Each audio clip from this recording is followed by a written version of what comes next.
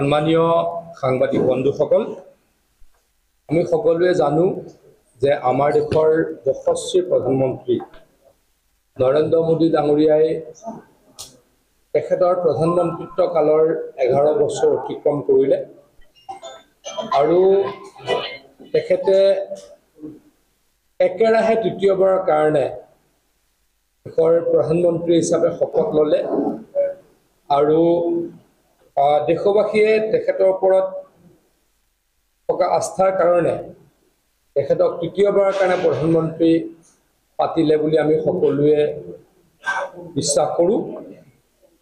যোৱা 11 বছৰত প্ৰধানমন্ত্ৰী নৰেন্দ্ৰ মোদী ডাঙৰীয়াৰ নেতৃত্বত আমাৰ দেশখনত কি এনে কিছু কাম সম্পাদন হ'ল, যাৰ কাৰণে হয়তো আমি ভাবোঁ দেশখন বহুত আগুৱাই গ'ল আৰু সেই কথা দেশৰ ৰাইজে স্বীকাৰো কৰিলে আৰু প্ৰধানমন্ত্ৰী ডাঙৰীয়াক তৃতীয়বাৰৰ কাৰণে পুনৰ প্ৰধানমন্ত্ৰী পাতিলে।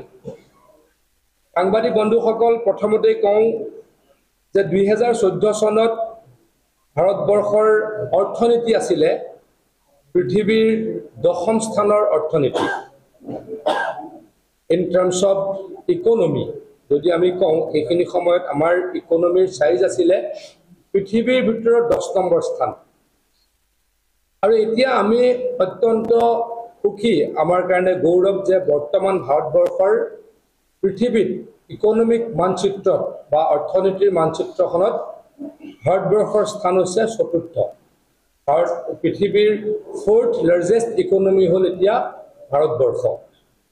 গতিকে ভাৰতবৰ্ষৰ আগত মাত্ৰ 3খন দেশ আছে। আমি ভাবোঁ যে ভাৰতবৰ্ষই অহা 2 বছৰত তৃতীয় স্থান অধিকাৰ কৰিব আৰু সন্মুখত মাত্ৰ মাৰ্কিন যুক্তৰাষ্ট্ৰ আৰু চীন দেশ থাকিব। পৰ্যায়ক্ৰমে ভাৰতবৰ্ষৰ আৰু দ্ৰুত উন্নতি হ'ব। আমি ভাবোঁ যে অনাগত সময়ত ভাৰতবৰ্ষ পৃথিৱীৰ প্ৰথম বৃহত্তম অৰ্থনীতিলৈকে ৰূপান্তৰিত হ'ব। আমাৰ দেশখনে এইখিনি সময়ত, আমাৰ কেন্দ্ৰীয় চৰকাৰে এইখিনি সময়ত আমাৰ দেশৰ 81 কোটি লোকক বিনামূলীয়া চাউল বা বিনামূলীয়া খাদ্যবস্তুৰ যোগান ধৰিছে। এইখিনি সময়ত ভাৰতবৰ্ষত স্বচ্ছ ভাৰত মিছনৰ যোগেদি নৰেন্দ্ৰ মোদী ডাঙৰীয়াই 12 কোটি টয়লেট বা লেট্ৰিন বনাবলৈকে সক্ষম হৈছে। এইখিনি সময়ত জল জীৱন মিছনৰ যোগেদি দেশৰ 15 কোটি পৰিয়ালক বিশুদ্ধ টেপযুক্ত পানী যোগান ধৰিবলৈকে সক্ষম হৈছে। মুদ্ৰা যোজনাৰ অধীনত আৰ্থিক স্বাৱলম্বিতাৰ বাবে 52 কোটিতকৈ অধিক লোকক ঋণ প্ৰদান কৰা হৈছে আৰু 68 লাখ ষ্ট্ৰীট ভেণ্ডৰক, মানে আমাৰ যিসকলে পথৰ দাঁতিত ব্যৱসায় কৰে, তেওঁলোকক PM স্বনিধি যোজনাৰ অধীনত সহায় কৰা হৈছে।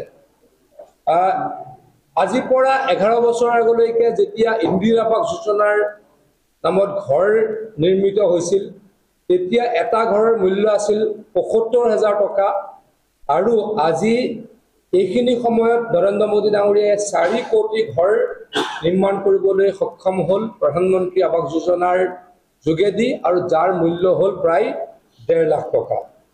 শ্ৰদ্ধাৰ সাংবাদিক বন্ধুসকল, আমাৰ দেশখন এখন কৃষি প্ৰধান দেশ। আমাৰ দেশৰ 2025-26 বৰ্ষৰ কৃষি বাজেট 2013-14 বছৰৰ তুলনাত, মানে যেতিয়া UPA চৰকাৰ আছিল বা কংগ্ৰেছৰ চৰকাৰ আছিল, সেইখিনি সময়ৰ শেষৰ বাজেটৰ তুলনাত আমাৰ বৰ্তমানৰ বাজেট প্ৰায় 5 গুণ বৃদ্ধি কৰা হৈছে। PM কিষাণ যোজনাৰ অধীনত 3.70 লাখ কোটি টকা প্ৰত্যক্ষভাৱে কৃষকৰ বেংক একাউণ্টলৈকে দিয়া হৈছে। আমি সকলোৱে জানো যে এইখিনি সময়ত আমি কৃষক সন্মান নিধিৰ যোগেদি একোজন কৃষকক বছৰত 6,000 টকা দিয়াৰ ব্যৱস্থা কৰিছোঁ। PM ফচল বীমা যোজনাৰ অধীনত 1,75 লাখ লোকলৈকে অধিক কৃষকে এই যোজনাৰ বীমা লাভ কৰিছে। ন্যূনতম সমৰ্থন মূল্যৰ যোগেদি দেশৰ কৃষকসকল লাভান্বিত হৈছে। আমি সকলোৱে জানো যে অলপ দিনৰ আগলৈকে অসমত MSP বা নিম্নতম সমৰ্থন মূল্য কোনোৱে নাজানিছিলে। নৰেন্দ্ৰ মোদী ডাঙৰীয়া আৰু হিমন্ত বিশ্ব শৰ্মা ডাঙৰীয়াৰ আশুসুদীয়া প্ৰচেষ্টাৰ ফলত বৰ্তমানে আমি 2360 টকালৈকে ধানৰ নিম্নতম সমৰ্থন মূল্য দিবলৈকে সক্ষম হৈছোঁ। ঠিক তেনেকৈ 5,500তকৈ অধিক টকা আমি সৰিয়হ দিবলৈকে সক্ষম হৈছোঁ আৰু এতিয়া আমি মাকৈটো আমি নিম্নতম সমৰ্থন মূল্য দি কৃষকক সহায় কৰিছোঁ। শ্ৰদ্ধাৰ সাংবাদিক বন্ধুসকল, এইখিনি সময়ত আমি এইমছ 7 খনৰ পৰা 23 খনলৈকে বৃদ্ধি কৰিলোঁ। All India medical science of institute বুলি কয়, মেডিকেল ইনষ্টিটিউট অফ ছায়েন্স বুলি কয়। এই দেশৰ স্বাধীনতাৰ 65 বছৰ আছিলে কেইখন, 11খন, আৰু এতিয়া আমি 23 খনলৈকে নিবলৈকে সক্ষম হ'লোঁ। ইণ্টাৰভিউ দেখিছোঁ, তেখেতে দুৰ্ভাগ্যজনক বুলি কৈছে আৰু অসম চৰকাৰে পুনৰ আপিল কৰিব বুলি ইতিমধ্যে মুখ্যমন্ত্ৰী ডাঙৰীয়াই ঘোষণা কৰিছে।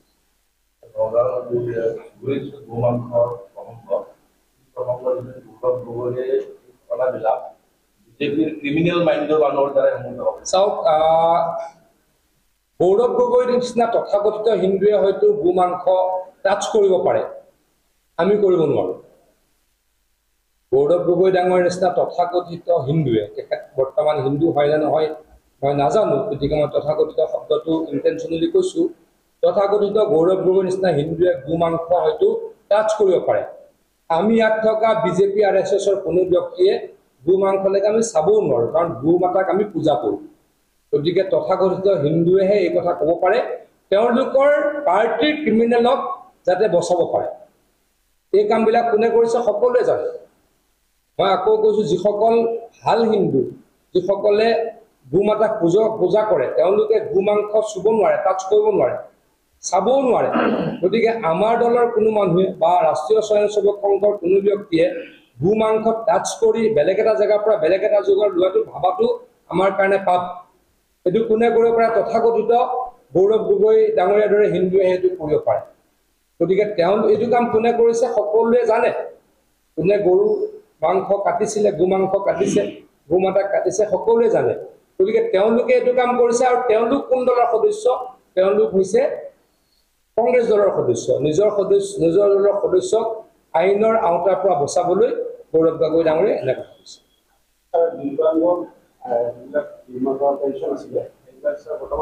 আমি বন্ধ কৰা নাই। মই আচলতে আপোনালোকৰ এইটো ওপৰতে ক'ব খুজিছিলোঁ, তথাপিতো আপোনালোকে ক'লে আৰু নকওঁ, নহ'লে এইটো নোলাব। কিন্তু মই আকৌ কৈছোঁ, আমি দিব্যাংগৰ পেঞ্চন বন্ধ কৰি দিয়া নাই। দিব্যাংগ পেঞ্চন 1000 টকা আছিল, দিব্যাংগ পেঞ্চনক আমি লৈ গ'লোঁ অৰুণোদয়লৈকে, এতিয়া 1250 টকা। মই নকওঁ, মই এইটোৰ ওপৰত কাম চলি আছে। মই জানাত কাম চলি আছে। কাম যদি চলি থকা নাই, ক'ৰবাত কাম চলি আছে, যদি ক'ৰবাত পানী পৰে স্পেচিফিক এটা দুটা ক'লে মই চাই দিম।